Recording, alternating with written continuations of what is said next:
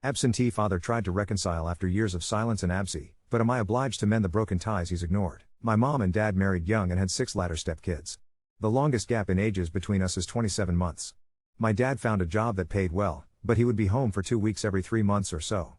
When he was home, he'd show some interest in us, but most times he'd be sleeping or watching TV. One night when he was gone for work and we were with our aunt since my mom had to work, the whole neighborhood broke into our house and completely destroyed and stole everything. When my mom took the cops to our neighbor's house, she pointed out every house that helped and said what they took because she wouldn't be the only one in trouble. After that, we went to our aunt's and my mom called my dad, told him what happened and asked him repeatedly to come home. He chose to stay at work. After that night we didn't see him for about a year and a half. When he did show up, it would be in sporadic intervals from 10 months to 2 years apart and only for a few minutes at a time, but always when my mom wasn't around. When I turned 14, he started coming around more often and started spending an hour or two with us every couple months. He took a special interest in us living with him and would make a point to say it every time he saw us. At 15 I moved in and everything went to downhill fast. He started mentally and verbally attacking my looks and my body. He'd talk about women often and how they should always submit no matter what. He would give me something only to take it back. He gave me an allowance but would be mad if I spent it. He got upset with me for not talking to him enough, but would give one-word responses when I tried to start a conversation. Then there was a situation where I found some pretty damning evidence of his mistreatment of my mom on his computer. I was a busy kid with little to no free time. I was in sports, after-school clubs, student council, theater and prom/homecoming committee. When homecoming came around I asked if I could go. He agreed and was reminded almost every week of when it was. The night of homecoming, when my date arrived to pick me up, he pulls me to the side and said I can't go because I had to help him pack and move out of our house. Completely blindsided because what? We did not discuss moving and why would you wait until homecoming night to say something? We went back and forth for a little bit and I offered to come straight home afterwards instead of spending the night with my friends like I intended. He was annoyed but agreed. The dance was over at 9, I got home at 9:45.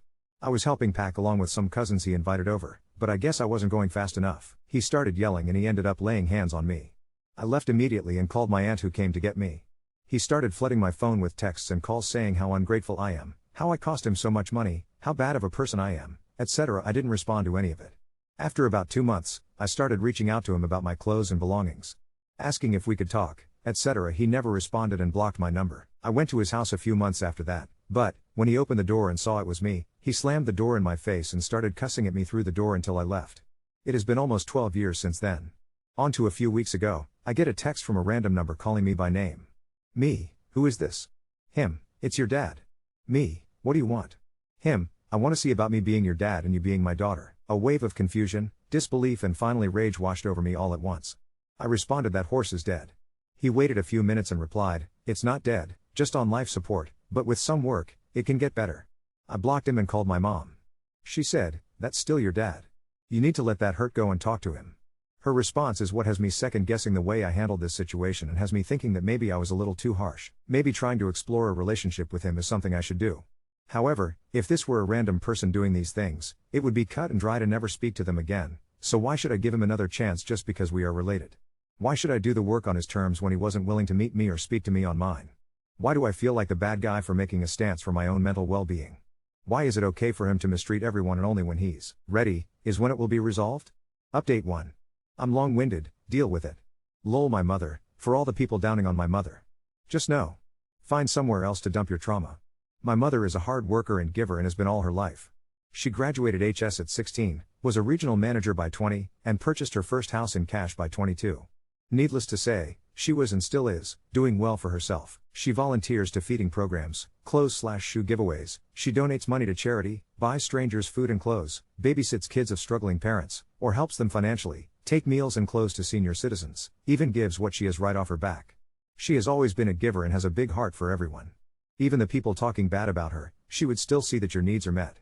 Sometimes a little kindness goes a long way. The break-in, some people saying it's fake, I wish it was. We were terrified and I hope that never happens to anyone. Like I said, my mother was well off, but we lived in a not so well off neighborhood. The kids in the house behind us would steal our stuff often. They took our bikes, our balls, our swimming pool, our coats or clothes if we left them outside.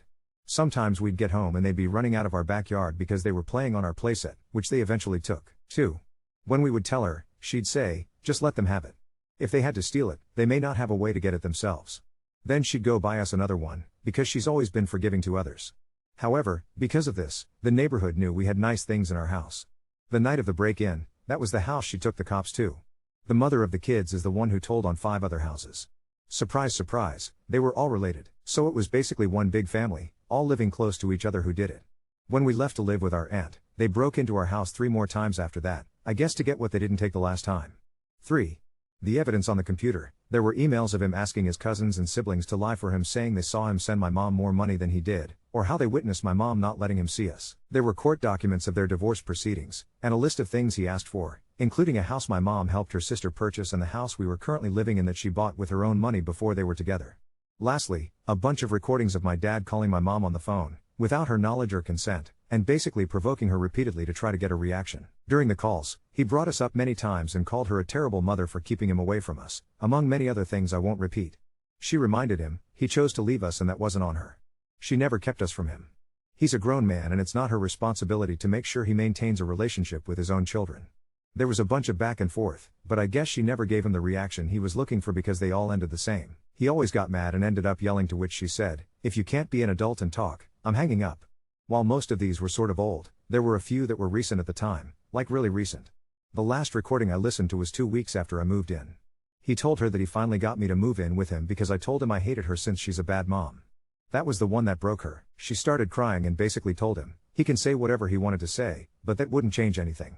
She would be praying for him to find peace in his soul so he won't have to put others down just to feel powerful. To this he laughed, told her she's being emotional, then said, "Whatever. Here we go with your fake tears. Are you done?" And hung up laughing. I was disgusted and above all, pissed. This whole time he's been telling me how much he missed us, how it's not his fault he doesn't see us more often, and how he's always wanted us. Reality hit me and turns out, it was just lies. I never told him she was a bad parent or that I hated her. He was absolutely using me just to get under her skin. Using his own child like a pawn in his ultimate get-back game to hurt the mother of his kids after essentially trying to make us homeless in court. I realized, that's why he had been adamant about asking every time he saw us to move in, and why he always made it seem like a dream to live with him. He wanted his court case to be stronger so he could legally steal from her. He coerced and manipulated me, and like a dummy, I fell for it, and I started to hate him for it. Towards the end of our relationship, I absolutely became distant, stopped talking to him unless I had to, and barely ate. I was a busy kid because I didn't want to be home. I figured if I drowned myself in sports, after school programs or volunteer work, it would be less time I'd have to be around him, so that's what I did. 4. The conversation with my mom. Of course the conversation was a lot longer than the 4 words I shared on my post, and her comment I shared was not the end of the conversation. We talked for about an hour and a half about it. At first she was listening, asking a question every now and again, and overall letting me vent. She made the comment I shared, and when I voiced the same concerns I voiced on here, she heard me out. She said I should forgive him, not for him, but for me, because she doesn't want me holding on to hate in my heart, and not to have regrets about not pursuing a relationship if he were to pass away. She never pressured me or made me think that was the only option I had. At the end of the conversation, she said it was my decision and she'd support me in whatever choice I made. She is the furthest from a doormat, an enabler, or weak like some of you said. She is the strongest person I know because WHO among you can look at someone who did all that, but still forgive them? Update 2.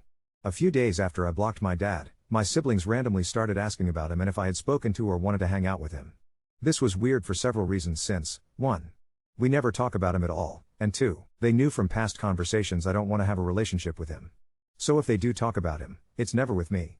At first I was brushing it off, but after a few times, I started inquiring why they kept asking. They'd either changed the subject or made an excuse like, no reason, or I was just curious. About 3 weeks ago, I was talking to my older brother and he mentioned having to run an errand. I offered to go with him. He hesitated, changed the subject and tried to leave. I asked what he was going to do since I had stuff to do also. That's when he said to fix a truck. He said he won't be long, so I asked whose truck he was going to go look at and if he needed my help again. That's when he finally said it was our dad's truck. Confused, I asked how long he'd been talking to our dad for him to feel comfortable to go help him fix his truck. Apparently this isn't new news. My brother has been seeing and helping our dad for years. From that conversation, I found out all of my siblings had been talking to and meeting up with our dad. They'd go to his house, dinners, shopping, shows, etc. Side note, no, I haven't told my siblings about the things I found on his computer, or about the things he said to me while I was living with him. I don't think that will do anything but cause more confusion or strife. If they choose to be around him and he is being a dad to them, then great for them. Anyway, after I blocked him, I guess he asked them to ask me why I wouldn't speak with him. I was kind of upset with them because none of them had the decency to just be honest with me about their intentions and why they kept bringing it up, but I was more upset with our dad because why aren't you respecting my answer? I started to be a bit distant from my siblings because of this, and my oldest sister noticed. She came to me about a week ago and asked if I wanted to join them for a family dinner. I said no thanks, so she left it alone. A few days later, she asked again. My answer hadn't changed, so she said I should just try it. She assured me she'd sit beside me or in between us if my only option was to sit by our dad. She said I didn't have to talk to him if I didn't want to and could just talk to her, but she wanted me to be there too. Maybe because I wanted answers from him. Maybe to get her to leave me alone about it. Maybe just to see what I would feel like being around him after all this time. Maybe it was none of these, or all of them at once. I think I was just over the whole thing, so I agreed to go. And oh boy, did it go. So 2 nights ago we all met up at a restaurant. When I pulled up, my dad was waiting outside the bootling. I sat in the car until the rest of my siblings got there and we all walked up together. When our dad saw me, he went to hug me, but I walked past him. He moved to the front of me as we were walking so he could hold the door open for me. I just gave an awkward side eye and walked in the door. When we were seated, I sat at the furthest end of the table away from him, and my sister sat beside me like she said she would. She touched my hand under the table and whispered, "Just breathe," to me. I hadn't realized how tense I was until she said that because I could physically feel my body relax then get really hot after I exhaled. At first, my dad tried to talk to me and ask questions about life, but I only gave 1 or 2 word responses or a head nod. Eventually, he started talking to the rest of my siblings. I spent the rest of the time mainly in silence, just pushing the food on my plate around. Towards the end of the meal, I excused myself to the restroom but left my bag and phone there. When I got back to the table, everyone was gone, and so was my stuff. I looked out the window and saw them walking towards the car, so I went to head out to see who had my stuff. When I came to the front doors, my dad was waiting there blocking the doorway with my stuff in his hands. I looked at my stuff and then at him. He went to hug me again, but I took a step back. He started talking about how he wanted us to be a family and how he knows I'm mad at him right now, etc. But honestly, I just started to disassociate. In his whole speech, I never heard an apology. Just how my emotions were keeping me from opening back up to him like old times. After a while, I reached for my stuff again and that's when he grabbed me and hugged me. I wanted to push him off, but I'm barely over 5 foot and he's a lot taller and stronger than I am. He said, "You know I love you, right? Right? Right?" And wouldn't let go of me until I said sure. He kissed my forehead, handed me my stuff and left out the door. At this point, I'm just numb. I cried all the tears I could. I've screamed all the screams, grieved the childhood I'll never have and the future I can't see him in. Grieved all the memories only I have to share with myself. Like being the youngest MVP as a freshman on a team of seniors who went to states and won 3rd place. Like how I broke the school record 3 years in a row, or how whenever I was on stage during a play, I saw everyone's parent but my own. How I walked myself out on senior recognition night and waved to a crowd full of strangers alone. How I never got to go to a daddy/daughter anything, or how I could never call him up to talk about my day or boy trouble. How he won't be the one walking me down the aisle, or be a part of my children's life if or when I have them. This night solidified to me the hunger I had for him to show that he actually wanted me was gone. The anticipation of him saying, "Baby, I messed up, how can we fix it together?" That never came. At the end of the day, he was still him. A smooth talker who only wants what he wants and nothing more. I've checked out with him and I don't think I'll be opening up this door again. Sorry this isn't the rainbows and sunshine ending some of you are expecting, but life doesn't always go to plan. I will continue to work on me and trying my best to be the example my mother set for me to forgive. However, I guess that brings me to the only question that's left unanswered. Can I truly and deeply forgive him and never want to see him again? Update 3. It's been about 3 weeks since that awkward dinner, and I've been doing a lot of soul searching. I decided to meet with a therapist who specializes in family trauma. After our first 2 sessions, she helped me realize something important. Forgiveness doesn't mean reconciliation. I can forgive my dad for my own peace without letting him back into my life. Last weekend, something unexpected happened. I was at the grocery store picking up some things for dinner when I literally bumped carts with my dad in the produce section. For a moment, we both just froze. He recovered first and started with the usual "How are you? I've been trying to reach you." I cut him off and said I needed to go. As I turned to leave, he grabbed my cart. "Why can't you just let the past go? Your siblings have," he said loud enough that people started looking. Something in me snapped. Maybe it was the therapy, maybe it was the public setting where I knew he wouldn't make a scene, but I finally said what I've been holding in. "You know what? I did let it go. That's why I can stand here and not hate you. But letting go doesn't mean I have to let you in." I lowered my voice. "You never once apologized for putting your hands on me, for slamming a door in my face, for trying to manipulate me against Mom, for missing every important moment of my life." His face changed. "I was going through a lot back then, so was I interrupted. "I was a child." "Your child." He started with the same old speech about family and blood, but I just shook my head. Family isn't just blood. It's showing up. It's being reliable. It's apologizing when you hurt someone instead of making excuses. I could see other shoppers pretending not to watch our exchange. An older lady nearby was nodding slightly as I spoke. "I forgive you," I said finally. "Not because you deserve it, but because I deserve peace. But forgiveness doesn't mean I want you in my life. I need you to respect that." Something shifted in his eyes, maybe understanding, maybe just resignation. He let go of my cart and stepped back. I just want a chance. You had chances. Years of them. I'm not that desperate little girl anymore. As I walked away, I felt lighter somehow. My phone started buzzing almost immediately, my siblings in the group chat. Apparently Dad had already called my brother to complain about our encounter. Some of them think I'm being too harsh, but my oldest sister texted me privately. I get it. I remember more than they do. That was validating in a way I didn't expect. Maybe we all have different versions of our dad because he treated us differently. Or maybe some of us are just better at compartmentalizing. Yesterday, I got a letter in the mail. No return address, but I recognized his handwriting. I stared at it for hours, debating whether to open it or throw it away. Finally, I decided to open it, but on my terms. I took it to my therapist's office for our session today.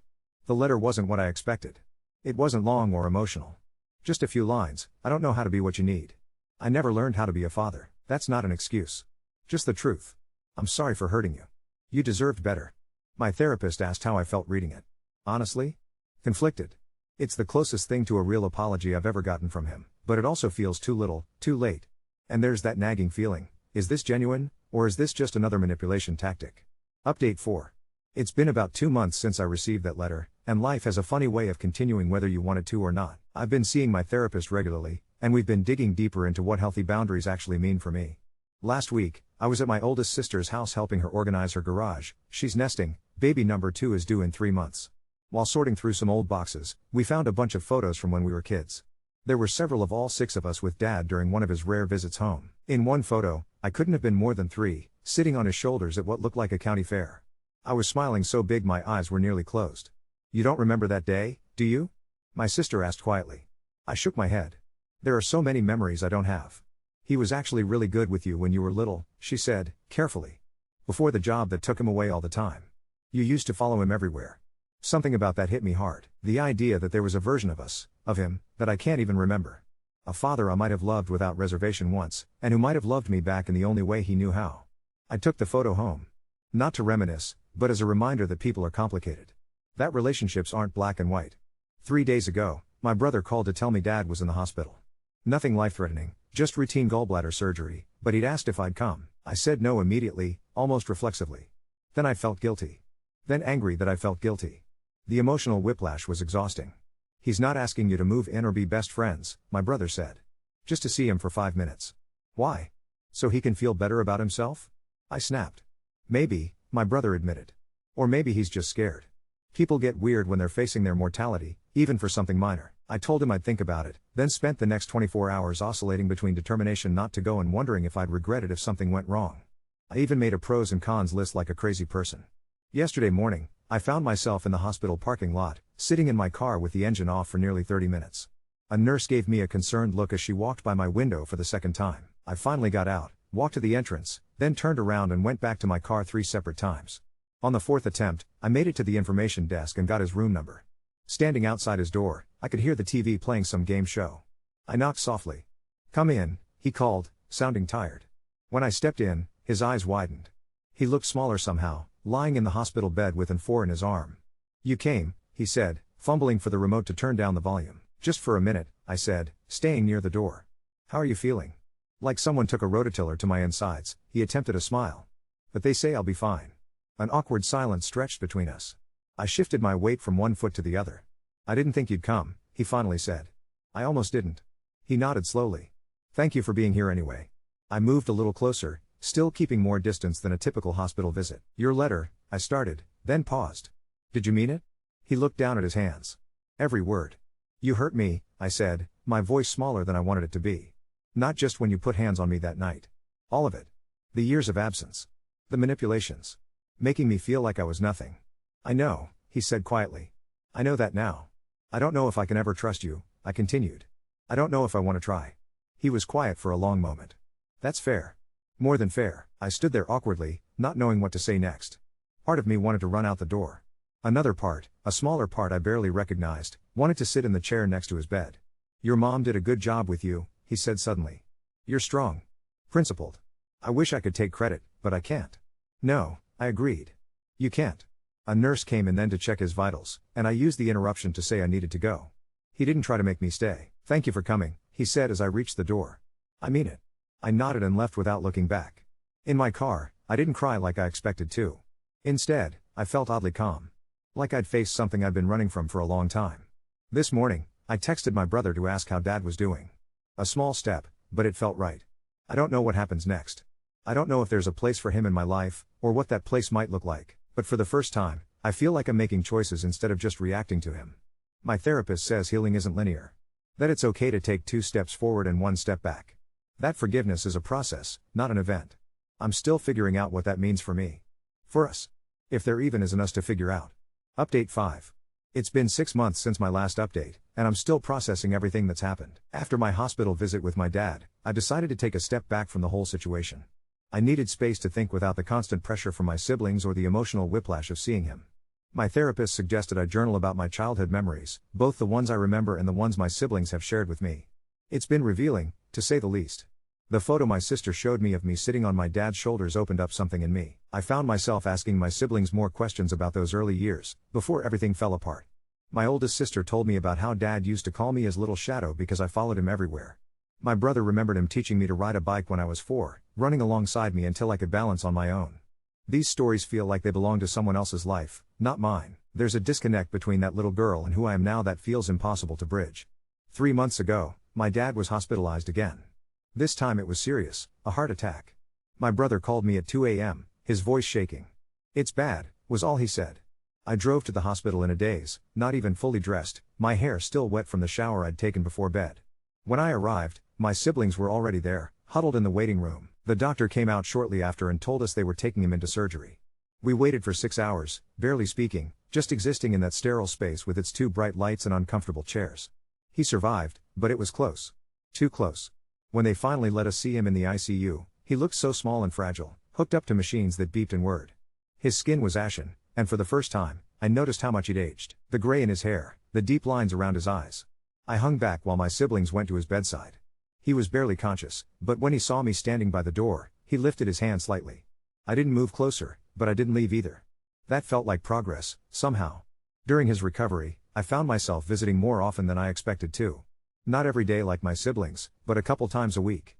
We didn't talk much. Sometimes I'd just sit in the chair by the window, reading a book while he slept. Other times, we'd watch game shows together in silence. One afternoon, as I was about to leave, he said, "I've been thinking about what you said. About hurting you." His voice was raspy from the breathing tube they'd had to use during surgery.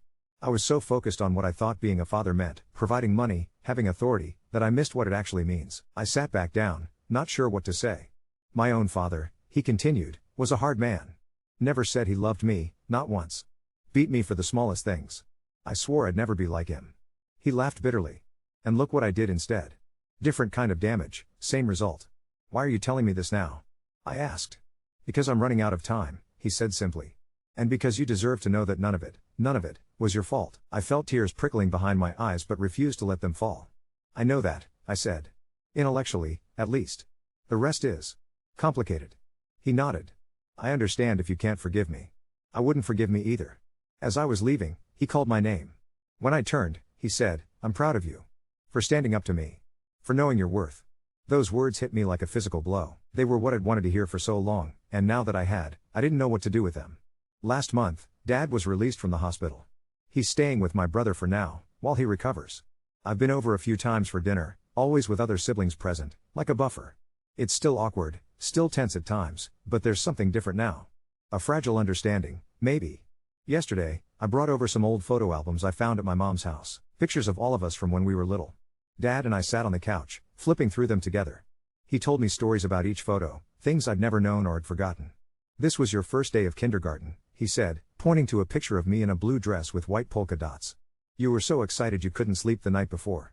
Kept saying you were going to learn everything in the whole wide world." I studied the photo, trying to connect with that excited little girl. "I don't remember that at all." "You were always curious," he said. "Always asking questions. Why is the sky blue? Where do birds go at night? How does the TV know what to show?"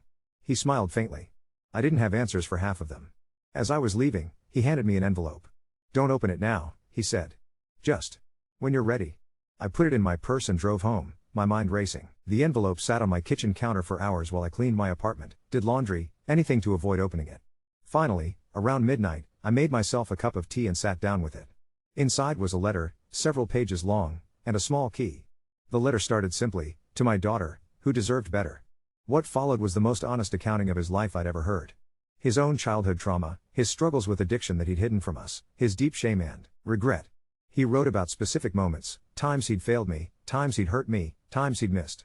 And for each one, a simple, unqualified apology. The key, he explained, was to a safety deposit box. It's not much, he wrote. But I've been putting money aside for you since the day you were born. I never touched it, even when things were bad. It was always meant to be yours. I don't know what to do with any of this. The money, the apologies, this new version of my father who seems so different from the man who hurt me. My therapist says I don't have to decide anything right now. That healing happens on its own timeline. So that's where I am. In this strange limbo between the past and whatever comes next.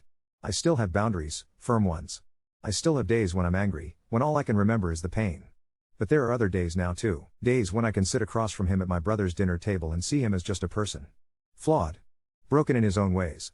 Trying, perhaps too late, to make amends.